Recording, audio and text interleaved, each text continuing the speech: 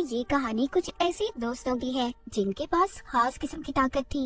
ये कहने वो आधे इंसान और आधे वेयरवुल्फ भेड़िए में बदल सकते थे। तो कहानी शुरू होती है। हम दो दोस्तों को देखते हैं जो एक बार को चलाया करते थे, पर तभी इनके पास एक अनजान आदमी आता है जिसने अपना चेहरा काले कपड़े से ढका हुआ था और वहाँ पर जो लड़की थी उससे कुछ पहेलियाँ पूछने लगता है। पर जो वहाँ उस लड़की का दोस्त था वो इसको मना करता है। ऐसा करने से वो इनके सामने एक सिल्वर बुलेट गोली रखता है और कहता है कि मैं यहाँ पर एक खास किस्म का बॉक्स लेने आया हूँ। तो एक खास लकड़ी से बना हुआ है और उसके ऊपर एक निशान भी है। उस बॉक्स के अंदर डार्क स्पिरिट, एक काली दुनिया की आत्मा डीमन कैद है। ये सुनकर वहाँ बार में जितने भी लोग थे सभी उस पर हमला कर देते हैं और वेयरवुल्फ भेड़ियों में बदल जाते हैं। और यहाँ बार में जो लड़की थी वो बॉक्स लेकर पीछे के रास्ते से भागने लगती है। वो नहीं चाहती थी कि वो काली दुनिया की बुरी शक्ति जो एक खतरनाक किस्म का डीमन है वो दोबारा से आजाद होकर इस दुनिया में आए। लेकिन यहाँ पर ये अनजान आदमी उस लड़की पर भी गोली चलाने की कोशिश करता है। वो उस लड़के के दोस्त पर भी हमला करता है, उसको भी जख्मी कर देता है। अब वो अनजान आदमी वो बॉक्स लेकर उसमें जो डेमन था उसको आजाद कर देता है, जो एक मक्खी की शक्ल में अब आजाद हो चुका था दुनिया में तबाह बर्बादी फैलाने के लिए। इसके बाद हमें दूसरे शहर का सीन दिखाया जाता है जहाँ पर एक बिल्डिंग पूरी तरह से तबाह बर्बाद हो चुकी थी। उस बिल्डिंग में एक छोटी बच्ची और उसका डॉग फंसे हुए थे। वो डॉग सब पर भौंक रहा था, सबको काटने की कोशिश कर रहा था। तभी वहाँ पर जो पुलिस ऑफिसर था वो एक आदमी को बुलाता है जिसका नाम स्कॉट था। उसका एनिमल शेल्टर था, उसने भी बहुत सारे जानवर रखे हुए थे, इसलिए वो वहाँ पर उस बच्ची और डॉग को बचा लेता है अपनी पावर्स ताकत को इस्तेमाल करते हुए। और यहाँ पर हमें पता चलता है कि स्कॉट भी एक वेयरवुल्फ था, एक भेड़िया, पर वो वहाँ पर उस बच्ची को बचाते हुए बहुत ज्यादा अकेला महसूस कर रहा था। और ये बात वो अपने साथी को भी बताने की कोशिश करता है। पर तभी वहाँ गेट के पास उसको एक लड़की नजर आती है जो बिल्कुल उसकी दोस्त के जैसी थी, जिसकी 15 साल पहले मौत हो चुकी थी। और उसको स्कॉट बहुत पसंद करता था। स्कॉट जब वापस मुड़कर देखता है तो वो लड़की गायब हो गई थी। स्कॉट ये सब कुछ देखकर डर गया था और सोचता है कि ऐसा कैसे हो सकता है, मेरी दोस्तों एलिसन 15 साल पहले मर चुकी थी, तो फिर मुझे कौन सी लड़की नजर आ रही है। इसके बाद ये अपने शेल्टर को बंद कर वापस जाने वाला था। तभी पीछे से एलिसन के डैड आते हैं जिन्होंने स्कॉट को डरा दिया था। वो यहाँ पर एलिसन के बारे में ही स्कॉट को बताने आए थे क्योंकि कुछ दिन से उन्हें भी एलिसन नजर आ रही थी। उसके डैड उससे पूछते हैं क्या तुम्हें भी ऐसा लगता है कि एलिसन जिंदा है। स्कॉट ये सब सुन तो रहा था पर उसको ऐसा नहीं लगता था कि 15 साल बाद दोबारा से एलिसन जिंदा हो सकती है, क्योंकि स्कॉट के हाथों में ही एलिसन की जान गई थी। पर एलिसन के डैड को न जाने क्यों लगता था कि उनकी बेटी अभी भी जिंदा है और उनके सपनों में आती है, जो बार बार बार्डो बार्डो नाम पुकार रही थी। बार्डो का मतलब था एक ऐसी स्टेज जो जिंदगी और मौत के दरमियान की हो, मतलब कि उनकी बेटी एक ऐसी जगह फंस गई है जहाँ से अब वो वापस आना चाहती है और एक रिचुअल, एक जादू से वो उसको वापस लाने की कोशिश कर सकते हैं। यहाँ पर कोई भी इस काम को करना तो नहीं चाहता था, पर हाँ वो कहते हैं कि हम कोशिश कर सकते हैं। अब ये सब फैसला करते हैं कि ये उस जगह पर जाएंगे जहाँ पर एलिसन की मौत हुई थी। स्कॉट अब बाकी के दोस्तों को भी बुलाने वाला था ताकि ये सबकी मदद ले सके एलिसन को वापस से जिंदा करने के लिए। इसके बाद हमें स्कॉट की एक और दोस्त दिखाई जाती है जिसका नाम लीडिया था। वो भी अपने ख्यालों में एलिसन को देख रही थी। उसको भी ऐसा लग रहा था कि कहीं न कहीं एलिसन उस तक पहुंचना चाहती है। जैसे कि हमें पता है ये सभी दोस्त वेयरवुल्फ हैं। लीडिया के पास एक खास किस्म की ताकत थी, वो अपने ख्यालों में जो भी देखती थी वो सच हो जाता था। उसके पास एक खास किस्म की स्क्रीमिंग पावर थी, वो चीख सकती थी। वो भी दोबारा से स्कॉट के पास जाना चाहती थी। उसको भी ऐसा लग रहा था कि एलिसन जिंदा है। इसके बाद कहानी में हम एक लड़के को देखते हैं जो जीप्स को चलाकर टाउन में चलाया करता था, जिसके डैड एक इन्वेस्टिगेशन ऑफिसर थे जिसका नाम डेरिक था और ये भी स्कॉट का दोस्त ही था। उसका बेटा हमेशा इसे तंग करता रहता था। अब इस बात के बारे में ऑफिसर डेरिक को नहीं बताता क्योंकि वो जानता था कि उसका बेटा उसे जानबूझकर तंग करता है। जंगल में एक जगह पर आग लग गई थी। वो आग किसी तेल और पेट्रोल की वजह से नहीं लगी थी और इसी बात के बारे में पुलिस डेरिक की मदद ले रहे थे। पर डेरिक को ये बात पता थी कि जंगल में आग उसके बेटे ने लगाई है और इस बात के बारे में वो अब पुलिस की मदद करता है, इस केस में भी और अपने बेटे को सबक सिखाने के लिए भी। इसके बाद हमें आगे दिखाया जाता है डेरिक अब अपने बेटे के पास पहुंच गया था और उसकी जीप को अपने हाथों से पंचर कर देता है अपने बड़े बड़े नाखूनों से। और यहाँ पर डेरिक भी एक वेयरवुल्फ था। डेरिक घर लाकर अपने बेटे को बहुत डांटता है और उसे कहता है कि तुम्हें ऐसी हरकतें नहीं करनी चाहिए। यहाँ पर जो डेरिक का बेटा था वो अपने आप को अलग ही महसूस करता था, क्योंकि उसके अंदर ऐसी ताकत नहीं थी कि वो वेयरवुल्फ में बदल सके। इसलिए वो ये समझता था कि वो अपनी फैमिली से बिल्कुल अलग है और यही सोचकर गुस्से में अपने कमरे में चला जाता है। डेरिक के दिमाग में कहीं न कहीं ये सोच थी उसका बेटा भी शायद कभी वेयरवुल्फ बन सके। डेरिक जब दोबारा से अपने बेटे के कमरे में जाता है तो देखता है उसका बेटा कमरे में नहीं था, वो दोबारा से जंगलों में चला गया था। ये देखकर डेरिक को गुस्सा तो बहुत आया था, पर वो कुछ भी नहीं कर पाता। दूसरी तरफ हम लेडिया को देखते हैं जो अब स्कॉट के पास आ गई थी। ये दोनों उसी जगह पर जाते हैं जहाँ पर एलिसन की मौत हुई थी और वहाँ से मिट्टी इकट्ठा करते हैं, क्योंकि उस जादू के लिए ये बात जरूरी थी। ये दोनों बहुत सालों बाद मिले थे। लेडिया स्कॉट से मिलकर बहुत खुश होती है, जिसके बाद स्कॉट इसको अपने घर पर ले आया था, पर इसने उस जादू के बारे में अपनी मॉम को कुछ भी नहीं बताया था। यहीं पर एलिसन के डैड स्कॉट को एक तलवार भी दिखाते हैं जिस पर एलिसन का खून लगा हुआ था, और यहीं पर लेडिया वो सारी ड्राइंग्स भी दिखाती है जो उसने अपने ख्यालों में देखी थी। तभी इनका यहाँ पर एक और दोस्त आता है जो उस ड्राइंग को ठीक कर रहा था, मगर उसे देखकर सब लोग परेशान हो गए थे कि वो यहाँ पर क्यों आया है। लेकिन इसको यहाँ पर लेडिया ने बुलाया था ताकि उनकी मदद कर सके। पर वो दोस्त सारी ड्राइंग्स को मिलाकर एक कटा हुआ पेड़ बना देता है जिसके बीच में बार्डो लिखा हुआ था। पर उस पेड़ को देखकर स्कॉट बहुत ज्यादा डर गया था, क्योंकि यही वो पेड़ था जिससे सारी परेशानियाँ शुरू हुई थी। अब फिर से इन्होंने इस पेड़ को जंगल में ढूंढना था। स्कॉट और लेडिया इस पेड़ को ढूंढने के लिए निकल पड़ते हैं और वो अपनी एक और दोस्त को बुला लेते हैं जो अक्सर अपना ज्यादा वक्त जंगलों में गुजारा करती थी। लेडिया की ये दोस्त भी एक वेयरवुल्फ थी। वो पहले जो भेड़िया बनी हुई थी फिर इंसान में बदलकर जब लेडिया की कॉल सुनती है, जिसके बाद वो जंगल में चली गई थी उनकी मदद करने के लिए। लेडिया अपनी दोस्त से मिलकर बहुत खुश थी, जिसके बाद वो जंगल में उस पेड़ को ढूंढने लगते हैं। सभी यही चाहते थे कि एलिसन वापस से दोबारा जिंदा हो जाए। जब ये यहाँ पर उस कटे हुए पेड़ को ढूंढ रहे थे तभी स्कॉट को यहाँ पर महसूस होता है कि शायद उनका कोई पीछा कर रहा है, और जब स्कॉट देखता है तो यहाँ पर डेरिक का बेटा था जो अब तक इनका पीछा कर रहा था। डेरिक के बेटे के बारे में लेडिया की दोस्त जानती थी। वो बताती है कि ये अक्सर यहाँ पर जंगलों में घूमता रहता है और इसको जंगल का एक एक रास्ता मालूम है और इसी को उस कटे हुए पेड़ के बारे में भी पता होगा। ये हमारी मदद कर सकता है। अब डेरिक के बेटे की मदद लेकर ये उस कटे हुए पेड़ को ढूंढने लगते हैं। वो कटा हुआ पेड़ मिल चुका था कि अब सभी दोस्त मिलकर उस पर जादू करने वाले थे। जो उनके पास मिट्टी थी और वो तलवार। पर यहाँ पर वो डेरिक के बेटे को जाने का कहते हैं, क्योंकि वो इस जादू में उसे शामिल नहीं करना चाहते थे, और जाते हुए उसे ये भी कहते हैं कि ये बात तुम अपने डैड को बिल्कुल भी नहीं बताओगी। यहाँ पर जैसे ही ये लोग अपना जादू शुरू करते हैं वो तलवार हवा में उड़कर उस पेड़ के अंदर चली जाती है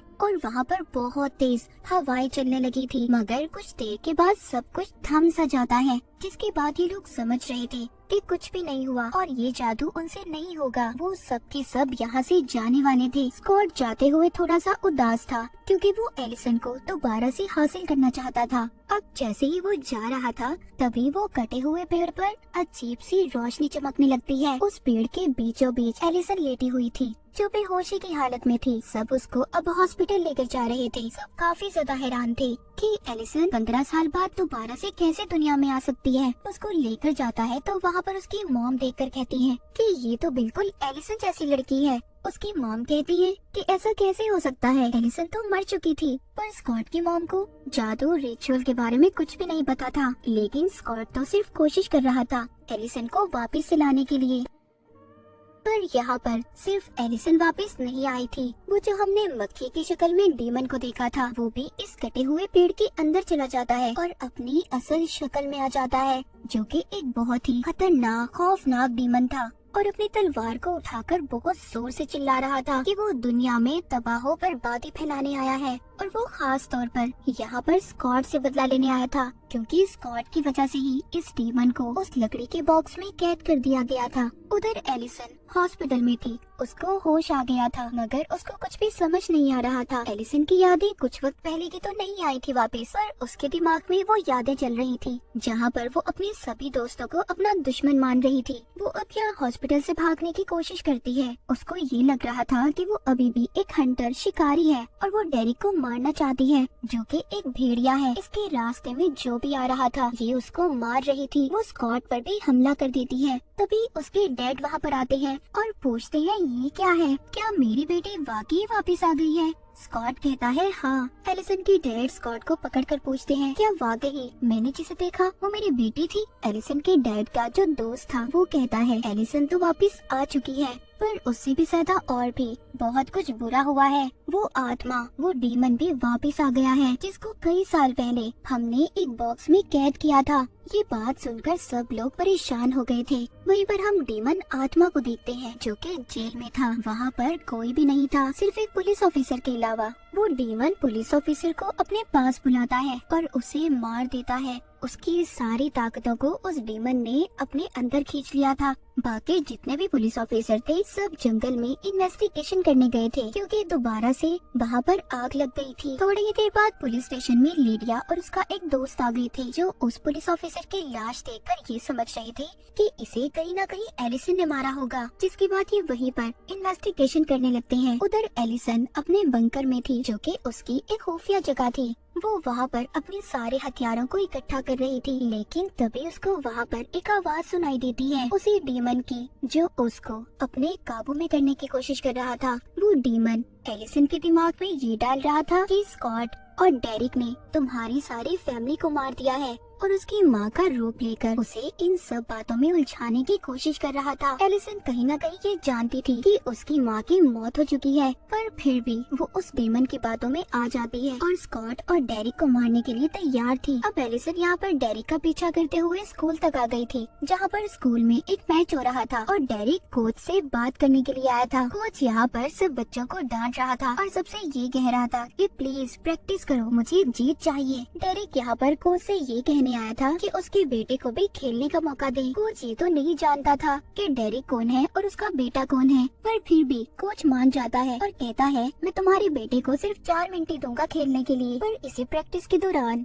डेरिक के बेटे के पाँव में चोट लग गई थी। तभी डेरिक अपने बेटे को एक कमरे में ले आता है और उसे कहता है कि खुद को हील करना सीखो, खुद को ठीक करो, तुम एक वेयरवुल्फ हो। डेरिक को अभी भी अपने बेटे के बारे में यही लग रहा था कि वो भी उसकी तरह ही एक वेयरवुल्फ है और वो खुद ही अपने आप को ठीक कर लेगा। तभी यहाँ पर एलिसन आ जाती है, जो डेरिक पर हमला कर देती है। डेरिक यहाँ से अपने बेटे को भागने का कहता है, क्योंकि उसके पाँव में चोट लगी हुई थी। डेरिक जब उसके हमले से बचने की कोशिश करता है तो वो देखता है ये तो एलिसन थी, मगर वो ये देखकर बहुत ज्यादा हैरान था कि वो इतने सालों बाद कैसे जिंदा हो सकती है। पर यहाँ पर एलिसन बार बार डेरिक पर हमला कर रही थी और आखिरकार उसका एक तेल डेरिक की गर्दन में लग जाता है। डेरिक की गर्दन से बहुत ज्यादा खून बह रहा था, लेकिन यहाँ पर डेरिक की वही 2 दोस्त आ गए थे, जो हमने कहानी के शुरू में बार में देखे थे। स्कॉट भी यहाँ पर अपने दोस्तों के साथ आ गया था डेरिक की जान बचाने के लिए। जब ये सब उसकी जान बचा रहे थे तो वो सबसे सिर्फ एक ही बात कह रहा था कि प्लीज मेरे बेटे की जान बचाओ, क्योंकि वो जानता था कि एलिसन उसके पीछे ही गई होगी। स्कॉट यहाँ पर सबको बताता है कि वो डीमन तो वापस आ गया है, पर उसके पास अब एक शैतानी फौज है, वो उनसे हम सब पर हमला करवाना चाहता है। स्कॉट सिर्फ अब अपने दोस्तों की जान बचाना चाहता था। ये अब यहाँ से डेरिक को अपने घर ले जाता है। स्कॉट की मॉम डेरिक का खून साफ करती है और कहती है कि इसका तो बहुत सारा खून बह गया है, ये वेयरवुल्फ होने के बावजूद भी मर सकता है। और तभी ये सब फैसला करते हैं कि हमें आग की मदद लेकर डेरिक के जख्म को ठीक करना होगा। तभी इनमें से एक दोस्त आग की मदद से डेरिक के जख्म को ठीक करने की कोशिश करता है, जिसे देखकर वहाँ पर सभी लोगों को दुख हो रहा था। यहाँ पर सब लोग बहुत ज्यादा परेशान थे। उनको ये लग रहा था कि एलिसन डेरिक के बाद अब उसके बेटे के पीछे जाएगी। यहाँ पर एक दोस्त कहता है कि मैं खुद डेरिक के बेटे के पीछे जाऊंगा और बाकी लोग लिडिया से राब्ता करने की कोशिश करो। यहाँ पर सब एलिसन के डैड को यही कह रहे थे कि उनकी बेटी अब एक हंटर, एक शिकारी बन चुकी है, पर उसके डैड सबसे यही कहते हैं कि अगर मेरी बेटी गलत हुई तो मैं खुद उसके खिलाफ जाऊंगा। और मुझे भी यही लग रहा है कि वो हमारा सिर्फ एक इल्यूजन है, एक भरम है, एलिसन जिंदा नहीं है। पर स्कॉट यहाँ पर अपनी मॉम से ये कहकर जाता है कि एलिसन अगर असल है, जिंदा है, तो मैं उसे दोबारा अपनी जिंदगी में लाऊंगा। और ये कहकर अपनी मॉम को चला जाता है। वहीं पर एलिसन के डैड को वही आदमी बताता है जिसने डेरिक के जख्म को ठीक किया था कि मुझे लगता है कि कहीं ना कहीं ये उस डीमन की चाल भी हो सकती है जो एलिसन की शक्ल में किसी ताकत को हमारे बीच में भेजकर हम सबको मारना चाहता है। और शायद वो आपकी असल बेटी नहीं है क्योंकि वो 15 साल की एक लड़की को मारने के पीछे पड़ी है। ये सब बातें सुनकर एलिसन के डैड कहते हैं कि अगर मेरी बेटी असल नहीं है तो मैं खुद उसके खिलाफ जाऊंगा और मैं किसी बच्चे को ऐसे मरने नहीं दे सकता। उधर जंगल में दिखाया जाता है जहाँ पर पुलिस ऑफिसर्स इन्वेस्टिगेशन कर रहे थे। वहीं पर उस डीमन की शैतानी फौज हमला कर देती है और सबको वहाँ से एक एक करके गायब कर रहे थे। तभी वहाँ पर जो इन सब के बीच में एक ऑफिसर था, वो भी एक वेयरवुल्फ था, उसके पास भी आग की ताकत थी। वो वहाँ पर सबको अपने दोस्तों को बचाने की कोशिश कर रहा था। उधर एलिसन डेरिक के बेटे के पीछे थी जो अब अपनी गाड़ियों की दुकान में आ गया था।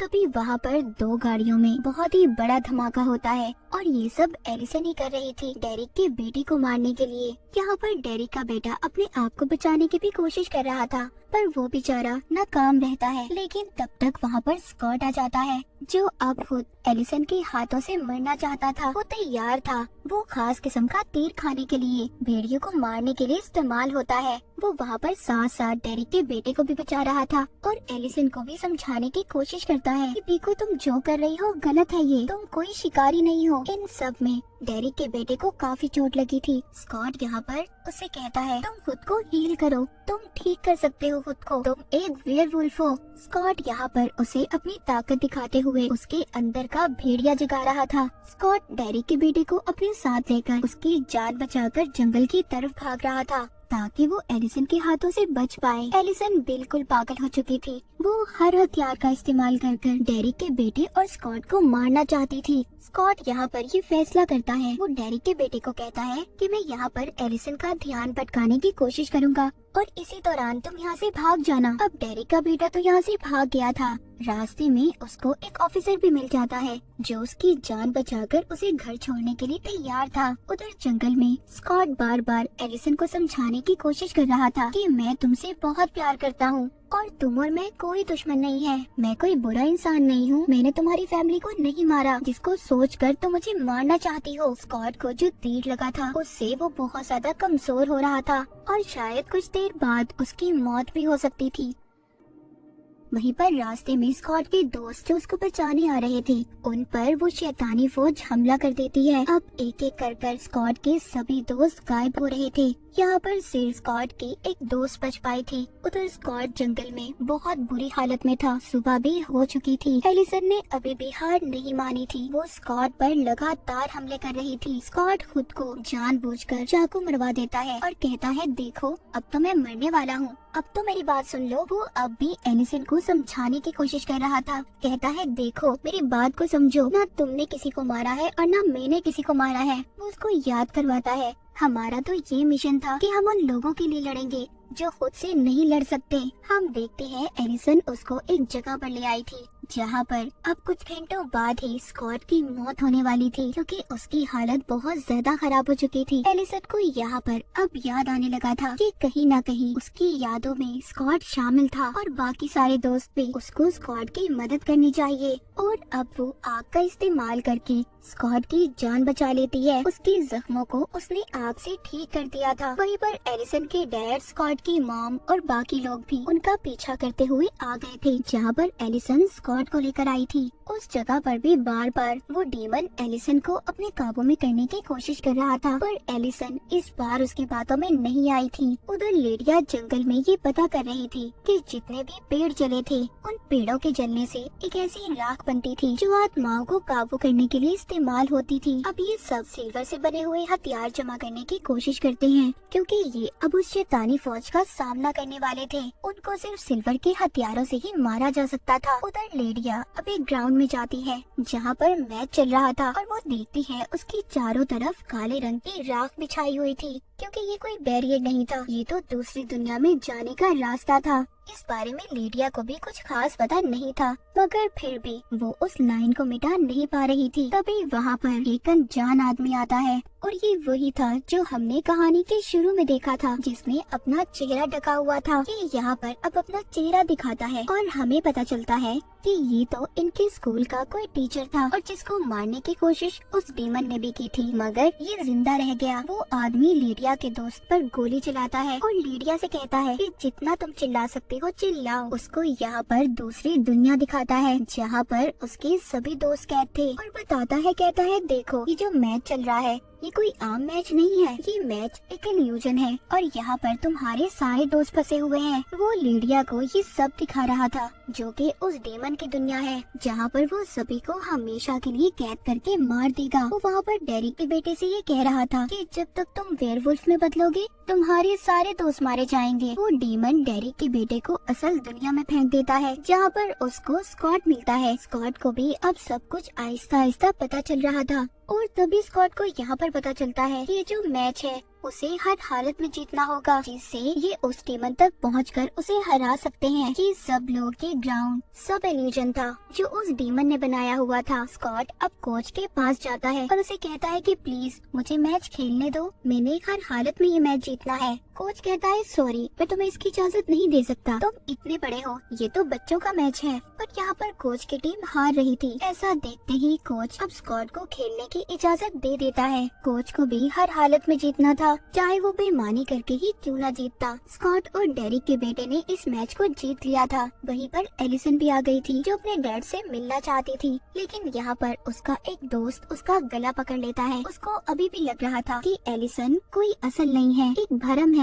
जो उस डीमन ने पैदा किया है। मगर एलिसन के डैड उसको ऐसा करने से रोक रहे थे। वो उसकी तरफ एक चाकू फेंकते हैं। वो चाकू एक खास किस्म का था जिससे भेड़ियों को कंट्रोल किया जाता था। अब एलिसन अपने डैड के पास आती है, वो अपने डैड के गले लगती है। उसके डैड ये समझ गए थे कि एलिसन उनकी असल बेटी है। तभी एक काला धुआं एलिसन को उस डीमन की दुनिया में ले जाता है, जहाँ पर इसके सारे दोस्त फंसे हुए थे। यहाँ पर स्कॉट को अपने दोस्तों को बचाना था, और अगर इसने अपनी जान ना दी तो इसके सारे दोस्तों की जान चली जाएगी। इसीलिए ये चाहता था कि यहाँ पर एलिसन इसको मारे, और ये देखकर डीमन बहुत खुश हो रहा था कि स्कॉट अब मर जाएगा। पर एलिसन इसको जो तीर मारती है, इसके इर्द गिर्द इनके दोस्त ने अपनी पावर, अपनी ताकत से आग से उसे बचा लिया था, जिससे वो तीर स्कॉट को छू भी नहीं पाया था। पर ये सिर्फ एक इल्यूजन, एक भ्रम था। यहाँ पर एलिसन के डैड, स्कॉट की मॉम सब आ गए थे, और सभी यहाँ पर पहुंचकर उन शैतानी आत्माओं पर हमला करते हैं जो सिल्वर की गोली से ही मर सकती थी। वहीं पर लेडिया भी अब जोर से चिल्लाती है, जिस वजह से एलिसन की सारी यादें वापस आ गई थी, और उसके आसपास जितनी भी शैतानी आत्माएं थी वो दूर जाकर गिरती हैं। कि लेडिया ने अपने दोस्तों की जान को बचा लिया था, लेकिन यहाँ पर डीमन भी इतनी आसानी से हार कहाँ मानने वाला था। स्कॉट ने जब उसको काटा था, अब वो भी वेयरवुल्फ में बदल गया था। यहाँ पर डेरिक और उसका बेटा उस डीमन को पकड़ लेते हैं। स्कॉट भी इसमें उनकी मदद कर रहा था। ये इस डीमन को उसी कटे हुए पेड़ पर लाकर उसे जलाने की कोशिश करते हैं, जिससे वो कभी वापस दोबारा से ना आ सके। मगर यहाँ पर डेरिक को ये लग रहा था कि इस डीमन को आसानी से मारा नहीं जा सकता, इसीलिए वो यहाँ पर ये सोचता है कि स्कॉट एक अल्फा है और वो यहाँ पर सब अपने दोस्तों को बचा सकता है। इसीलिए डेरिक ही फैसला करता है कि वो इस डीमन के साथ जलकर अपनी जान दे देगा, और वो जाते हुए स्कॉट से ये भी कहता है कि मेरा बेटा अब एक वेयरवुल्फ बन गया है, तुम्हें इसका ख्याल रखना होगा। स्कॉट को दूर फेंकता है और खुद उस डीमन के साथ जलने लगता है। डेरिक ने अपने दोस्तों को बचाने की खातिर उस डीमन के साथ जलकर अपनी जान दे दी थी। उसका बेटा अभी भी इसी सदमे में था कि उसके डैड उसकी आंखों के सामने जिंदा जलकर मर गए। आखिर में हमें दिखाया जाता है कि सब लोग डेरिक के घर पर जमा थे, जो डेरिक को याद कर रहे थे। स्कॉट सबसे कह रहा था कि डेरिक उसके भाइयों की तरह था और वो ये भी कहता है कि डेरिक का बेटा अब उसके साथ रहेगा। स्कॉट अब डेरिक के बेटे को अपने साथ अपने घर पर ले आया था और वो उसको अपने एनिमल शेल्टर में भी लेकर जाता है, जहाँ पर वो इसके लिए एक डॉग पसंद करता है और अपने लिए भी। आखिरकार स्कॉट ने इतनी ज्यादा मुश्किलों के बाद एलिसन को हासिल कर लिया था। अब वो यहाँ पर एलिसन के साथ अपनी नई जिंदगी को शुरू करने वाला था। एलिसन और स्कॉट दोनों मिल चुके थे। उधर दूसरी तरफ हमें दिखाया जाता है वही अनजान आदमी। उसकी भी तो कहानी अभी बाकी है। वो इतनी आसानी से कहाँ जान छोड़ने वाला था। उसको खुफिया एजेंट अपने साथ उठाकर ले जाते हैं। वो सबको चिल्लाकर यही बता रहा था कि यहाँ पर जो बच्चे रहते हैं वो वेयरवुल्फ है। उनके पास खास किस्म की पावर्स, ताकतें हैं और मैं इन सबको रोकना चाहता हूँ, इन्हें सबक सिखाना चाहता हूँ। पर वहाँ पर जो एजेंट में एक डॉक्टर था, वो कहता है ठीक है तुम कहते रहो, कभी न कभी तो दुनिया तुम्हारा यकीन कर लेगी। और ये शायद स्कॉट और उसके दोस्तों के बारे में सब जानता था। खैर ये उस आदमी को अपने साथ ले जाते हैं और इसी के साथ टीन वुल्फ की ये कहानी यहीं पर खत्म हो जाती है।